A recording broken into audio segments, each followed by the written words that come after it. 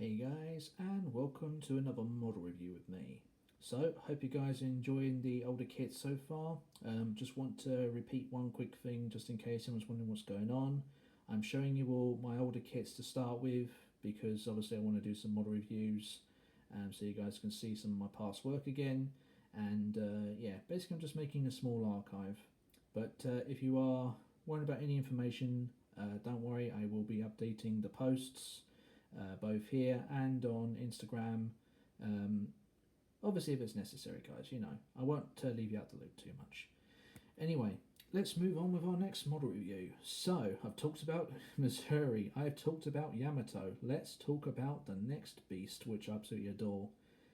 And she comes with this. Raise the anchor, a ship is taking hold. Pride of the sea, and is about to unfold. And she's got firepower. Absolutely adore. I mean, I probably got it a bit wrong there, but the point being, it's an awesome song by Sabaton. The ship in question is a legend, and she's a legend that didn't last very long. She fought hard and fast, and she made a name for herself within 7 days before being sunk. Ladies and gentlemen, boys and girls, I give you Battleship Bismarck, the lead ship of the class.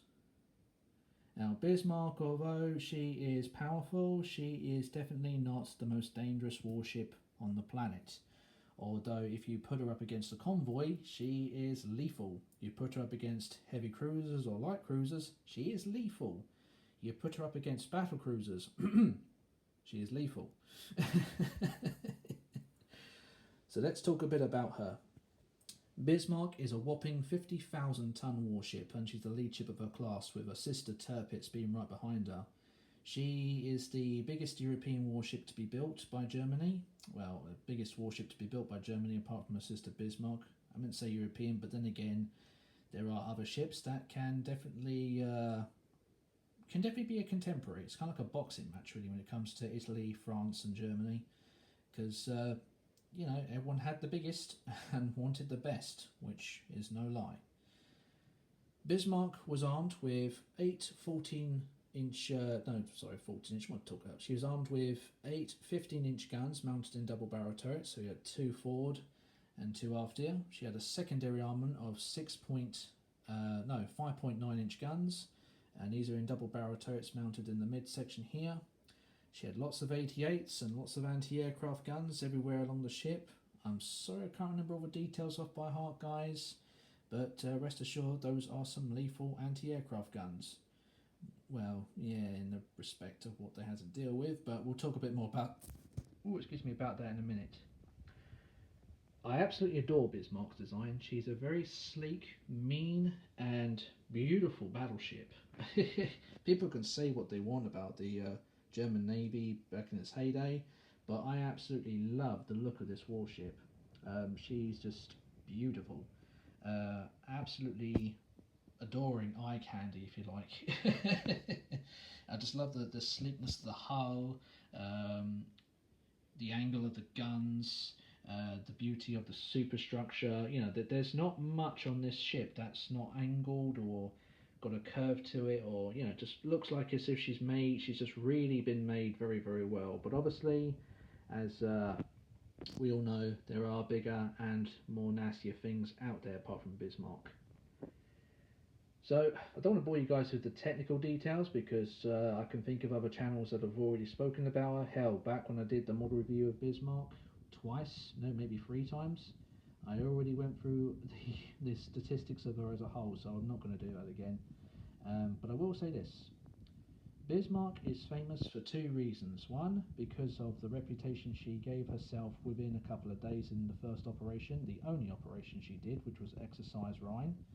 And she obviously did something which made her very infamous and very, very, well, wanted to be destroyed.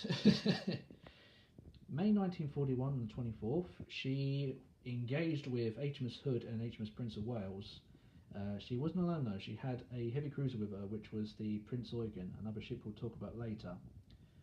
Right at the beginning of the battle, Bismarck did not open fire, but Hood and Hood and Prince of Wales obviously engaged very soon after. Hood managed to get 4 salvos out before Bismarck opened fire on her, and from things that I can definitely say, she managed to basically strafe her target to start with and straddle her, and then one hit, which ended up in there obviously is some Hood guys. There was the first hit that hit an ammo locker in the back of the ship, a second hit that hit the mast, and then a third hit went straight through Hood's magazine and completely ripped her in half. And poor Hood sank. Over 1,418 men were on Hood. Only 3 of them survived, with Ted Briggs. And I'm sorry, guys, I forgot the other 2 lads' names, but they were the only survivors. And Bismarck, from that day forward, became very, very wanted and very, very had to be destroyed. So on the 27th of May, yep, you got that right, on the 27th of May, the Royal Navy managed to hunt her down. But obviously, just a couple of hours before this, a torpedo managed to find its way to Bismarck's stern and jam the rudder and did some significant damage to that compartment. You see, basically, Bismarck could not... she was on her way back from her fight with the Hood, and, well, as I say, the rudder got jammed, so all Bismarck was doing was just large circles, which enabled the Royal Navy to catch up with her, and on the 27th, they definitely did. HMS King George V, Rodney, and a couple of other cruisers and destroyers engaged with Bismarck and completely tore her to shreds. Like Yamato before her, I dread to think what the crew was thinking when they saw all these Royal Navy warships flying at them. They had 16-inch guns, 14.5-inch guns, 8-inch guns, 6-inch guns being thrown at this ship. And I'm not joking, guys. She was just obliterated. But she did not sink. No matter how many shells went into that superstructure, no matter how many shells went into the armour, if it did. Well, obviously it did in some places, as we've seen. She just did not go down. And obviously, well, it is still controversial out there, but either way, Bismarck did go beneath the waves when either Rodney managed to get torpedoes into her and deal with her that way, or the Dorsetshire. And the other question is, did the crew of the Bismarck manage to get her scuttled? I'm honestly going to say it might have been a bit of both, guys, because, you know, they knew she was done. The British knew she was done. She just sank either way. I really am not bothered with that argument because, you know, she got sunk. That's the end of it. And a lot of poor, unfortunate German sailors went down with her. You know, it's nothing really to boast about much. Not really. Anyway, so I've actually got a bit of history with this myself because, believe it or not, back in when I was 12, 13 years old, my granddad, bless him, he had already passed away, and he was talking to me about all his times he was at Portsmouth during World War II, the times he was in the Home Guard and all that stuff. Anyway, basically, he was trying to tell me stories about a ship and another big ship, and I never got the full story until I was looking in a book in my local library at the time, and that's when I found Bismarck, and that's how I basically came to know her myself. I knew about Hood, oh yeah, but Bismarck, I was like, Bismarck? What the hell is Bismarck? And as I say, very, very, God, blimey, yeah, it was very eye-opening to see the accounts on what happened during the battle, the fight between her and Hood, and yeah, it's just, wow, Jesus. I can't believe how much damage was done in a short amount of time. And believe it or not, guys, this is not my first model of Bismarck. No, this is my, let's see, 5th one, I do believe. Yes, because, again, back when I was growing up, I got myself a model of Bismarck, but it was a tiny 1 to 2,000 scale model kit, so it was absolutely ditchy. Then I got myself a slightly bigger one by Reville. Can't remember, it was the 1540 or something like that, but it was a small one still. Then I left modelling for a little while till after I moved from my mum's, and then obviously you may or may not remember it, but just after I started up my first YouTube channel, I did build a sizable model of Bismarck, only to my disapproval that the model was actually the wrong scale. It was all the wrong details, and it was just abysmal as a model kit. I just, oh boy. Academy had done some good model kits, as you will find out as we go along with some of these other model reviews, guys, but I will be honest, that one did not impress me at all. So that one got destroyed. I won't explain how, because it was actually amusing, but at the same time it was embarrassing. Anyway, I got myself the Tamiya version, which is what we got here, and this is where we stand now. So yeah, this is my fourth one then, must not my fifth one, that I was thinking about. So yeah, this is the Tamiya version of Bismarck. She's 1/350 in scale, but she has got lots of extra details to her, guys. Now, when I decided to build this model of Bismarck, I wanted to do something different to what everyone else had already been done to her.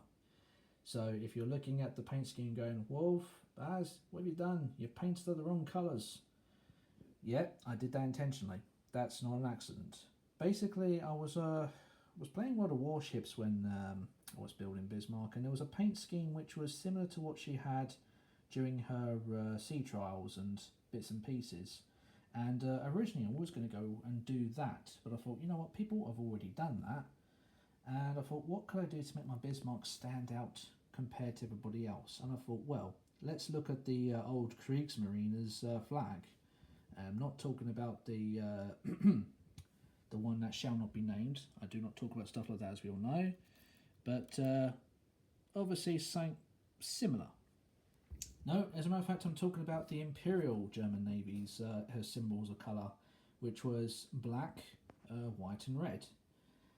So I decided to do a nice black, white and red stripe, nice and tidily, on Bismarck's main superstructure and hull there, as you can see.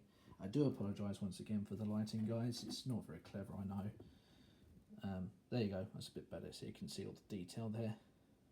I have said before I'm going to get myself some new lighting, and I'm going to get it very soon, because yeah, this just doesn't work, does it?